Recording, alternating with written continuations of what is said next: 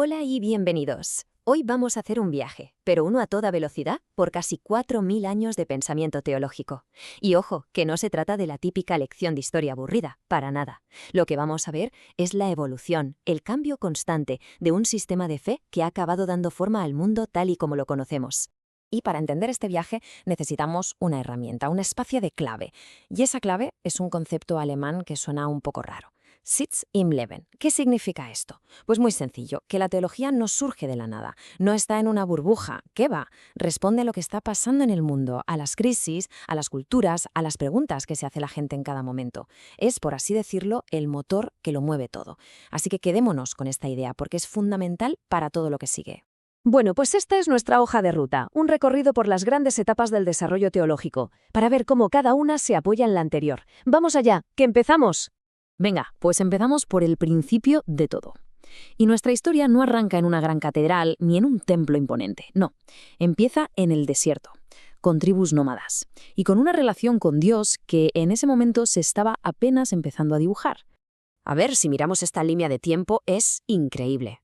Estamos hablando de casi 2 milenios, y en ese tiempo la idea de Dios da un giro brutal. Se pasa de hablar del Dios de los padres, que era en el fondo una divinidad de un clan, de una tribu, a hablar del Dios de toda una nación. Y esa nación se va forjando a base de momentos clave: la liberación de Egipto, la creación de un reino, la catástrofe del exilio y finalmente la esperanza de la reconstrucción. Cada paso va modelando esa idea de Dios.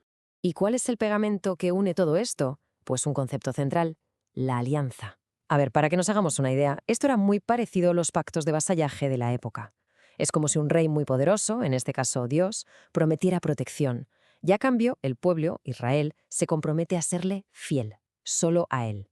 Esta idea es el verdadero motor teológico que va a definir su identidad de ahí en adelante. Y cuando parecía que esta historia seguía su curso, de repente llega un acontecimiento que lo pone todo patas arriba. La vida de un profeta de Galilea, su muerte, y sobre todo, el anuncio increíble, casi explosivo, que vino después, el querigma.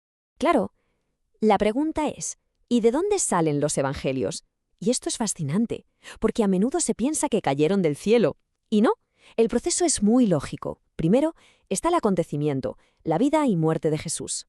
Después, el anuncio clave, el querigma, ha resucitado. A partir de ahí, esas historias, esos dichos, empiezan a circular, de boca en boca. Es lo que los expertos llaman la fuente Q.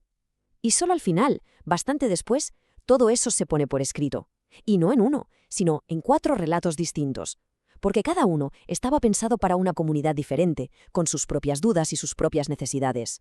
Muy bien, entonces tenemos a estas primeras comunidades con su anuncio, con su querigma. Pero ahora se enfrentan a un reto gigantesco. Pensemos, son una pequeña secta judía. ¿Cómo le explican sus creencias a todo un emporio romano que es enorme, multicultural y que para colmo los persigue? Estaba claro que necesitaban un nuevo lenguaje, o para usar nuestro concepto clave, un nuevo Sitz im Leben. Tenían que traducirse para que el mundo los entendiera.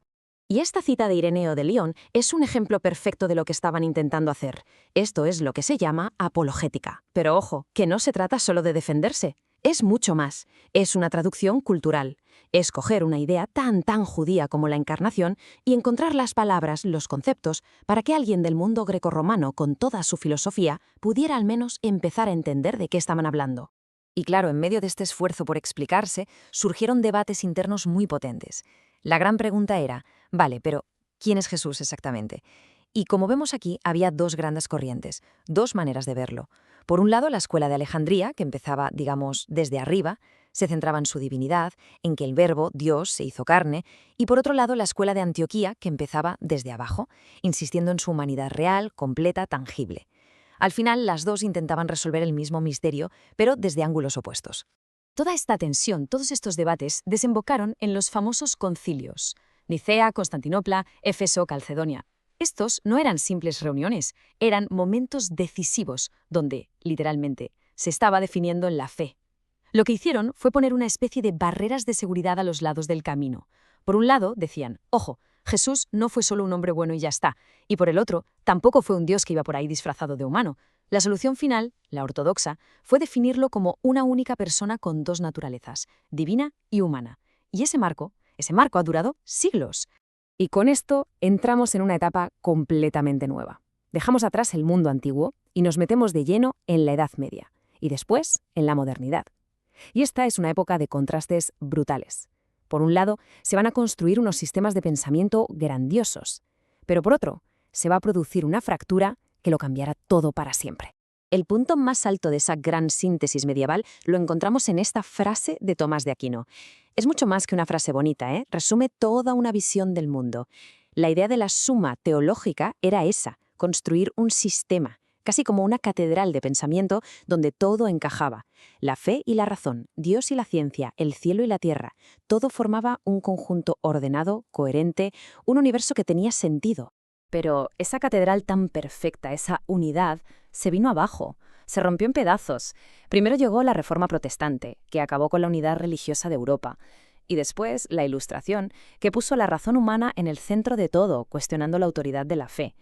De repente, el saber se fragmentó, y pasó lo que vemos aquí. La teología, la filosofía, la ciencia, que antes caminaban juntas, ahora cada una va por su lado, por canales paralelos que rara vez se cruzan, a veces incluso chocan de entre sí. Y así, dando un gran salto, llegamos al siglo XX. Y aquí ocurre otro cambio radical. La teología, que durante siglos había hablado con un acento casi exclusivamente europeo, se da cuenta de que el mundo es mucho más grande. Tiene que empezar a pensarse de otra manera, como una conversación global, donde cada cultura tiene algo que decir. El momento clave, el punto de inflexión absoluto, fue el Concilio Vaticano II, en los años 60. Y esto no fue un ajuste de tuercas, no, fue un auténtico terremoto, un giro sísmico.